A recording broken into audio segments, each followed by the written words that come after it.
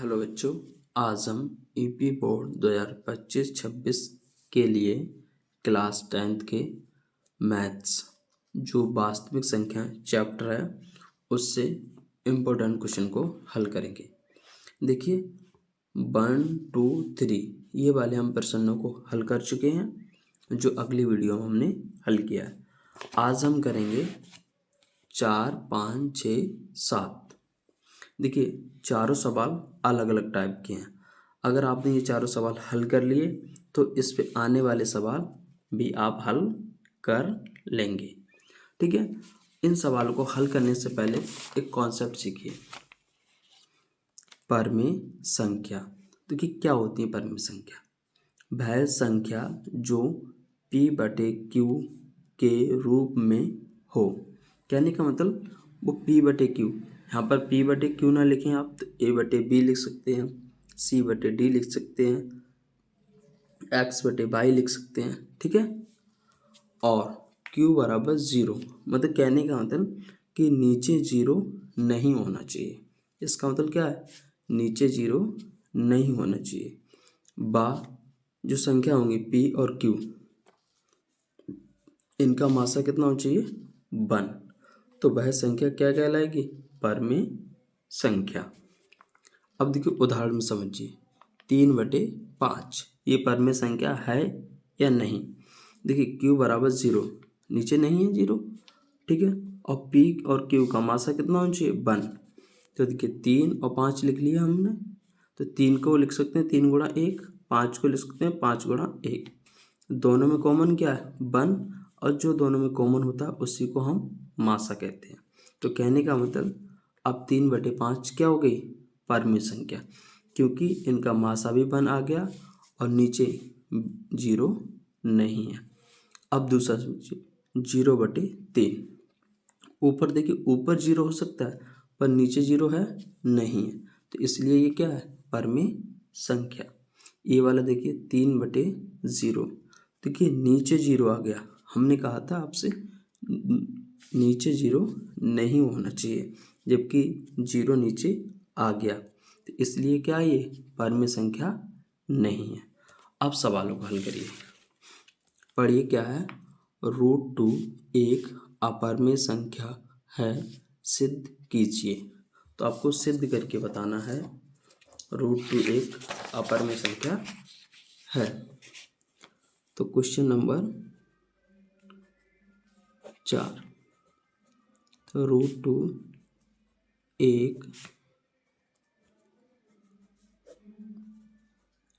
अपरमेय संख्या है। सही है। अब इसका हम क्या करेंगे? सॉल्यूशन, मतलब हल। तो क्या लाइन लिखेंगे? माना P/Q एक परमेय संख्या है जहाँ Q बराबर 0 नहीं होना चाहिए तथा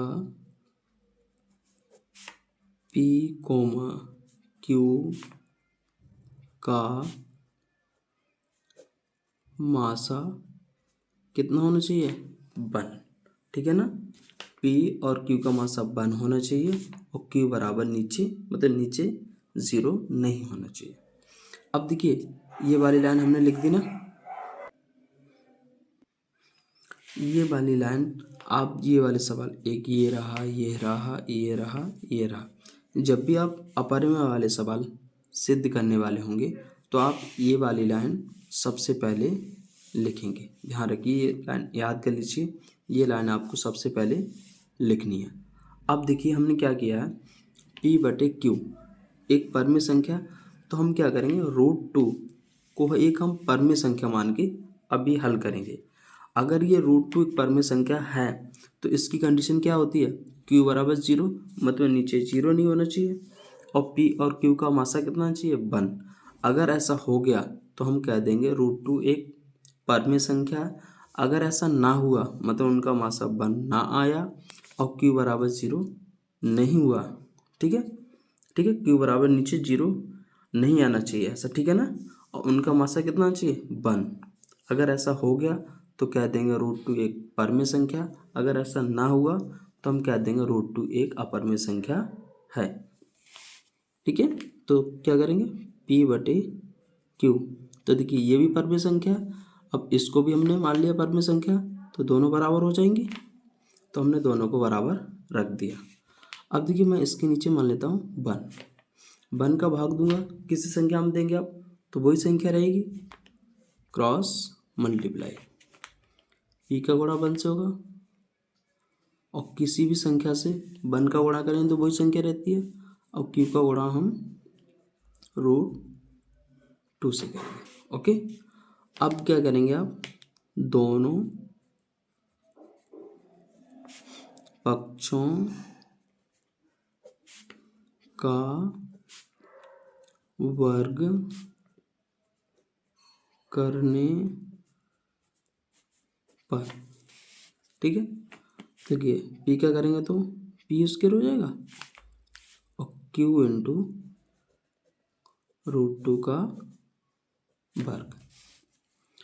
अब देखिए P² गुणा में है तो Q का अलग और √2 का वर्ग अलग होगा, तो ये Q² हो जाएगा, 2 पे वर्गमूल लगा है और ये वर्ग है। अब देखिए होता क्या है, ये वर्ग है ये है वर्गमूल, तो वर्ग और वर्गमूल आपस में कैंसिल कर देते हैं, ये चीज़ ध्यान रखिए, वर्गमूल और वर्ग या फिर वर्ग या वर्गमूल आपस में दोनों क्या कर देंगे, कैंसिल। तो क्या बचेगा P² बराबर Q² इंटू 2 से। अब हम यहाँ से निकाल रहे हैं Q², तो Q² निकालेंगे, 2 इधर गुणा में बराबर के दूसरी तरफ जाएंगे तो भाग में। देखिए इसका मतलब क्या हुआ, 2 का भाग P² में जा रहा है, तो समझिए थोड़ा यहाँ पर ये चीज़ आपको एग्जाम में नहीं लिखनी है, मैं इसे समझा रहा हूँ आपको। जैसे P² और P कोई प्राकृतिक संख्या रही होगी, कोई भी ऐसी संख्या मान लो जहाँ मान लो आप जो 2 से कट जाए और वर्ग हो, जैसे मान लो 4। अब देखिए 4 का वर्ग करेंगे तो कितना हो जाएगा 16, ठीक है। अगर ये इससे मान लो P और ये इसका वर्ग हो जाएगा तो कितना होगा P² बराबर 16। अब देखिए 2 से कट जाएगा, 2 अट्ठे 16। अब देखिए इसका वर्ग कट गया तो ये P नहीं कटेगा 2 से, 2 दूनी 4। तो कहने का मतलब अगर 2 से P² कट रहा है तो 2 से P भी कटेगा, ओके। तो क्या लिखेंगे हम, P² 2 से विभाज्य है, तो आगे लिखेंगे P भी 2 से विभाज्य होगा।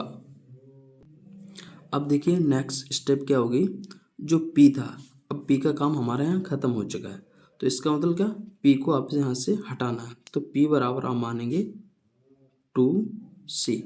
ऐसा मैंने क्यों माना, 2 क्यों माना कि P है, ऐसा हमने इसलिए किया कि P है वो 2 से विभाज्य है, तो आप तो P भी 2 का गुणनखंड होगा ना, तभी तो वो 2 से कटा। जैसे 16 है, 16 में 2 है तभी से 2 से कटा, ओके समझ गए ना। तो आप क्या करेंगे P बराबर 2C। ऐसा नहीं कर सकते आप 3C ले लें, 4C ले लें, 8C ले लें, ऐसा नहीं कर सकते। आप क्या लेंगे, जिससे ये विभाज्य है 2 से, तो आप 2 से लेंगे, यहाँ C की जगह कुछ भी ले सकते हैं, ABCD कुछ भी ले लो, कोई दिक्कत नहीं पड़ेगी। तो आपको यहाँ पर कितना लेना, 2। अब क्या करेंगे, इसे मान लो समीकरण नंबर फर्स्ट, सही है। तो P बराबर 2C समीकरण फर्स्ट में रखने पर, P बराबर 2C समीकरण फर्स्ट में रखने पर तो क्यू स्क्वायर और पी की जगह हमें क्या रखना, 2c। वर्ग है तो हमने वर्ग कर दिया, नीचे क्या 2। देखिए इसका वर्ग करेंगे तो 4 हो जाएगा और सी का करेंगे तो सी स्क्वायर बटे 2। 2 से काटेंगे, 2 दूनी 4, तो क्यू स्क्वायर कितना आएगा 2c स्क्वायर। अब आप यहाँ से निकालेंगे सी स्क्वायर, 2 गुणा में तो इसके किसके आएंगे, भाग में। ओके, अब देखिए यहाँ पर समझिए क्यू स्क्वायर 2 से विभाज्य है, सेम कंडीशन वाला है। अब ए की जगह क्यू मान लीजिए, क्यू बराबर 4 है तो क्यू स्क्वायर बराबर कितना हो जाएगा 16। 2 से कट जाएगा तो 4 भी 2 से कट जाएगा। ठीक है, समझ गया। तो यहाँ पर लिख देंगे क्यू स्क्वायर 2 से विभाज्य है। ओके, तो आगे लिख देंगे आप क्यू भी 2 से विभाज्य होगा। अब समझिए थोड़ा, यहाँ हमने कहा था पी भी 2 से विभाज्य है, अब यहाँ पर आ गया क्यू भी 2 से विभाज्य है। अब पी अगर 2 से विभाज्य था तो पी में 2 गुणनखंड रहा होगा ना, कम से कम एक, तभी तो 2 से कटा। तो कहने का मतलब पी का एक गुणनखंड कम से कम 2 मिल जाएगा। ऐसे क्यू का 1-2 गुणनखंड होगा, तो कहने का मतलब दोनों में कितना मिल रहा है आपको 2। कितना मिल रहा है 2। ठीक है, तो कहेंगे पी का गुणनखंड 2 मिल गया। ऐसे ही आपको क्यू में भी 2 मिल जाएगा। क्या ये गुणनखंड लिख दीजिए यहाँ पर, गुणनखंड। ये भी यहाँ पर भी लिख दीजिए इसके लिए। ठीक है, इसमें 2 है, इसमें भी 2 है, तो दोनों में अगर इन दोनों का मासा निकालूंगा कितना आएगा, पी कोमा क्यू का मासा कितना होगा 2 हो जाएगा, क्योंकि दोनों में कॉमन है।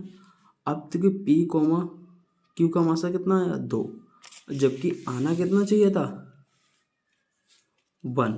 कितना आना चाहिए था 1, और जबकि आया कितना 2। तो कहने का मतलब जो हमने बात मानी वो क्या सच सिद्ध हुई, नहीं, क्योंकि 1 आना चाहिए था, आया 2। तो हम कह सकते हैं अतः हमारी मानी गई अवधारणा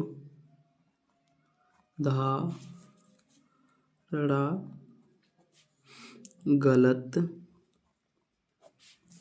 सिद्ध हुई।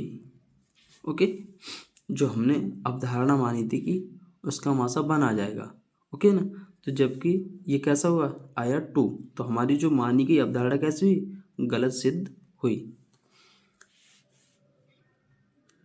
तब √2 एक अपरिमेय संख्या होगी। ठीक है, अब मैं आपको कुछ सवाल दे रहा हूँ, जैसे यहाँ लिख देता हूँ √3 √5 क्या है, अपरिमेय संख्या है। ये आपको सिद्ध करके बताना, क्या करना, सिद्ध करना। ये हमने आपको 2 सवाल दिए, सिद्ध करना है और सेम पैटर्न पे हल करना है। तो क्या क्या बदलेगा मैं आपको बता रहा हूँ। यहाँ जैसे 2 की जगह क्या आ जाएगा, √3 के लिए 3 आ जाएगा और 5 के लिए कितना आ जाएगा 5 आ जाएगा। ठीक है, सेम रहेगा। एक बार पूरा सवाल फिर समझ लीजिए। सबसे पहले आप क्या करेंगे, माना p बटे q एक परमेय संख्या है जहाँ q बराबर 0 नहीं होना चाहिए, मतलब नीचे 0 नहीं हो, p और q का मासा 1 होना चाहिए। अब हमने क्या, इसको √2 को एक परमेय संख्या मान लिया, तो इसको और हमने √2 को बराबर कर दिया। ओके, इससे 1 से भाग देंगे तो सेम ही रहेगा, कोई फर्क नहीं पड़ेगा। क्रॉस मल्टीप्लाई कर दिया, p का गुणा 1 से किया तो p, q का गुणा √2 से किया तो q इंटू √2, दोनों पक्षों का वर्ग कर दिया तो ये p का p स्क्वायर हो जाएगा। ये पूरा करेंगे गुणा में तो अलग अलग हो जाएगा, q स्क्वायर रूट और वर्ग कैंसिल कर देंगे, 2 बचेगा। अब हमने यहाँ से q स्क्वायर बराबर निकाला तो 2 गुणा में थे तो इसके भाग में आ जाएंगे। यहाँ से हमने पाया कि 2 से p स्क्वायर विभाज्य, या फिर बोल सकते हैं p स्क्वायर 2 से विभाज्य है, तो p भी 2 से विभाज्य होगी। नेक्स्ट स्टेप क्या किया हमने, माना लिख सकते हैं आप, जहाँ पर लिखना चाहें तो माना p को हटाना है वो आपको यहाँ से, तो p बराबर आप क्या मानेंगे 2c, 2c मान लीजिए, 3c मान लो, सॉरी 3c माना, 2c 2a 3a। ओके, अब क्या किया हमने, इसे समीकरण नंबर फर्स्ट माना, p बराबर 2c समीकरण फर्स्ट में रख दिया तो q स्क्वायर हो गया और 2c p की जगह रख दिया और वर्ग था तो हमने वर्ग कर दिया। 2 का करेंगे 4 और c स्क्वायर का c स्क्वायर, 2 दूनी 4, 2 बार कट गया, 2c स्क्वायर होगा। अब हमने निकाला c स्क्वायर, 2 का भाग करेंगे तो q स्क्वायर बटे 2, तो यहाँ पर भी वही बात हुई जो यहाँ पर हुई थी, तो क्या आंसर, q स्क्वायर 2 से विभाज्य है, तो q भी 2 से विभाज्य होगा। और p भी एक 2 का गुणनखंड हुआ, क्योंकि जब कोई संख्या किसी से 2 से कट रही है तो उसमें 2 का गुणनखंड होगा तभी तो कटेगी ना। ऐसे ही q में भी 2 से, q भी 2 से विभाज्य है तो q के पास भी एक गुणनखंड होगा 2 का। तो हमने पाया कि p और q में इनका मासा निकालें कितना आएगा 2, तब क्या हुआ, आता है हमारी मानी गई अवधारणा गलत सिद्ध हुई। क्यों, इनका मासा आना चाहिए था 1, जबकि आया कितना 2, तो हमारी जो अवधारणा थी तो कैसे होगी, गलत सिद्ध। तब √2 एक अपरिमेय संख्या होगी, ये बात सिद्ध होगी। हमने आपको ये 2 सवाल दिए हैं, √3 और √5, अलग अलग आपको हल करके बताना है और कमेंट करना है कि आप सीख गए या फिर नहीं। अब देखिए क्वेश्चन नंबर 5, सिद्ध कीजिए कि 3 + √2 एक अपरिमेय संख्या है। तो क्या करना है आपको, 3 + 2√5 एक अपरिमेय संख्या है। ओके, ये आपको सिद्ध करके बताना। इसका देखिए सॉल्यूशन, इसका हल कर रहे हैं हम। तो मैंने आपसे कहा था, वो लाइन को आप रिपीट करेंगे, माना p बटे q एक परमेय संख्या है जहाँ q बराबर 0 नहीं होना चाहिए तथा p, q का मासा कितना होना चाहिए 1। सही है, तो आप सीधा करेंगे, इसको इसके बराबर रख देंगे तो p बटे q बराबर 3 + 2√5। सही यहाँ तक। अब आप क्या करेंगे, जो रूट में संख्या उसको एक तरफ रहने देंगे और वो भी प्लस में, यानी माइनस में।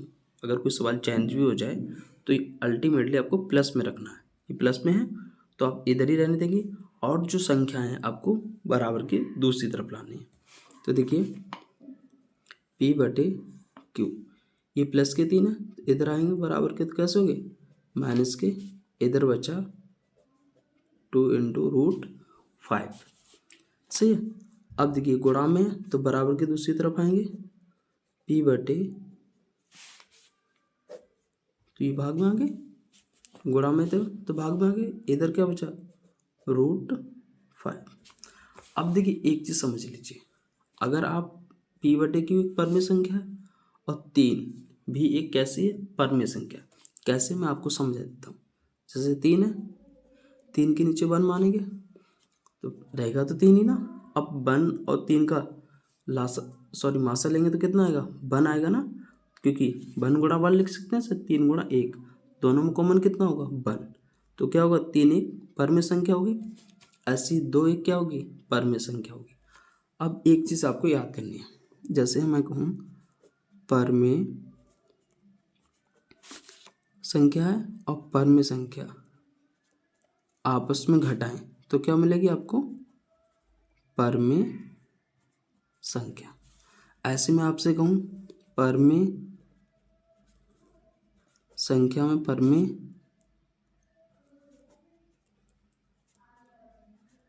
जोड़ दें तो आपको क्या मिलेगी परमेय संख्या।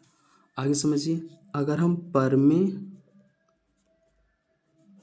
संख्या से परमेय संख्या का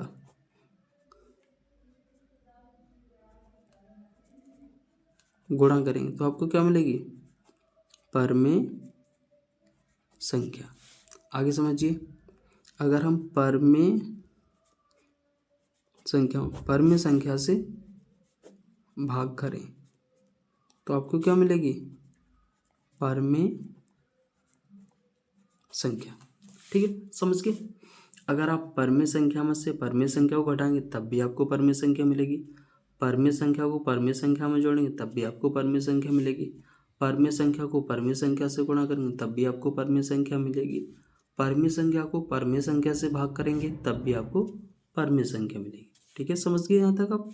अब समझिए p/q, अभी हमने माना ये परमेय संख्या है, अब 3 भी आप परमेय संख्या हुआ। अब देखिए ये परमेय संख्या इस परमेय संख्या घटाएंगे तो क्या मिलेगा आपको परमेय संख्या।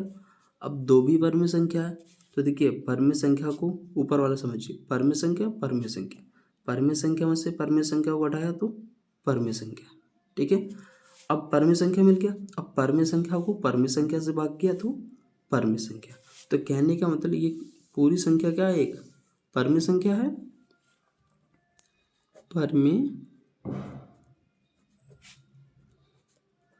संख्या। ठीक है, अब देखिए √5 क्या है एक अपरमेय संख्या, अपरमेय संख्या। तो कैसे पहचानेंगे ये √5 अपरमेय संख्या है। देखिए रूट के अंदर एक ऐसी वैल्यू लिखें आप और वो प्लस की होनी चाहिए और पूर्ण वर्ग ना हो, जैसे कि 3 ये किसी का पूर्ण वर्ग है नहीं है, ऐसे आप लिख दें √5 ये किसी का है पूर्ण वर्ग 5 नहीं है। अब अगर आपने 4 लिख दिया तो गलत हो जाएगा, क्योंकि 4 किसका है 2 का, तो ये 2 का हो जाएगा वर्ग और ये रूट, तो रूट और वर्ग कैंसिल करते हैं कितना आ जाएगा 2, तो इसलिए √4 ये अपरमेय संख्या नहीं है। ऐसे आप कोई भी लिख दीजिए √7, तो रूट के संग अंदर आपने एक ऐसी संख्या लिखी जो पूर्ण वर्ग नहीं है, तो इससे बोलेंगे आप अपरमेय संख्या। देखिए ये जानकारी मैंने आपको समझाने के लिए की है, आप इस जानकारी को बोर्ड में लिख के नहीं आएंगे, समझ गए ना। अब देखिए ये है परमेय संख्या और ये है अपरमेय संख्या। क्या कभी ऐसा हो सकता है कि परमेय संख्या और अपरमेय संख्या आपस में बराबर हो जाए?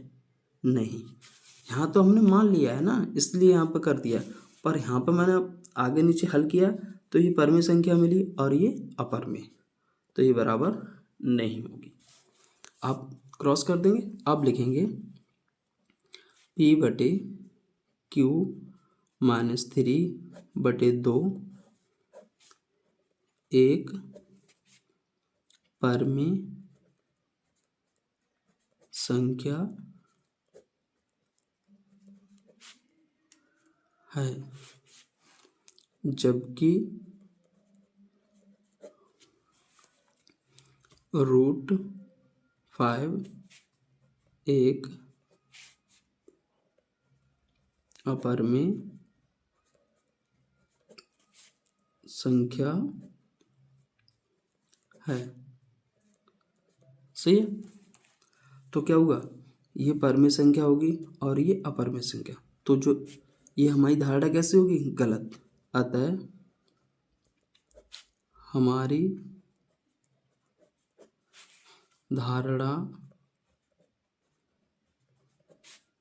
गलत सिद्ध हुई।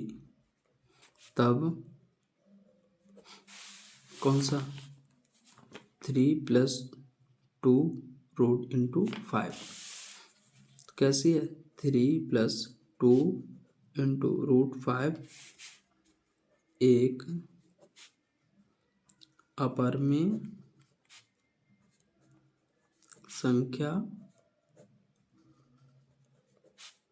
है। ये वाला सवाल यहीं तक हल करना। अब एक बार फिर समझ लीजिए इसको, क्योंकि आपको इसी पैटर्न पे और सवाल करने हैं। देखिए, माना P/Q एक परमेय संख्या है जहाँ Q बराबर 0 नहीं होना चाहिए, P और Q का मासा 1 हो।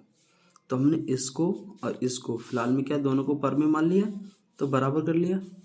अब देखिए प्लस का था तो इधर लाया तो माइनस के हो गए। अब ये दो गुणा में तो ये भाग में हो गए।